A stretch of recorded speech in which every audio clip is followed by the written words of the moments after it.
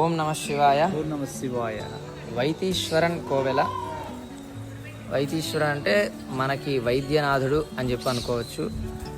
ఈ యొక్క వైద్యనాథుడు అంగారకుడికి ఇక్కడ ఒకసారి కుష్టు వ్యాధి వస్తే పరమేశ్వరుడే సాక్షాత్తు వైద్యుడిగా వచ్చి ఆ అంగారకుడి కుష్టు వ్యాధిని తొలగించాడు. కాబట్టి అప్పటి నుంచి దీనికి వైతీశ్వరన్ కోవెల అని చెప్పేసి పేరు వచ్చింది. ఆ యొక్క స్వామివారి లీలామానుష విగ్రహం లోపల ఉంటుంది. ఈ స్వామివారికి అర్చన చేస్తే అన్ని రకాల వ్యాధులు తొలగిపోతాయని ఇక్కడ ప్రతీతి. అంతేకాకుండా దంపతుల మధ్య వచ్చేటువంటి సమస్యలకు కానీ స్వామివారికి ఇక్కడ నేతితో దీపం పెట్టడం చాలా విశేషం, ఆ సమస్యలు తొలగిపోవాలంటే.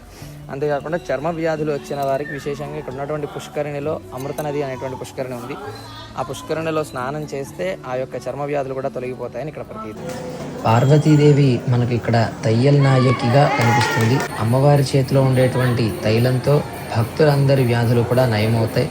అంతేకాకుండా ఆలయంలో మరుందు ఉండై అనేటువంటి ప్రసాదాన్ని మనకిస్తారు. పుట్టమన్ను, చందనం, ఔషధ గుళికలు కలిపినటువంటి ఆ ప్రసాదం తింటే దీర్ఘకాలిక వ్యాధులన్నీ కూడా నయమవుతాయి.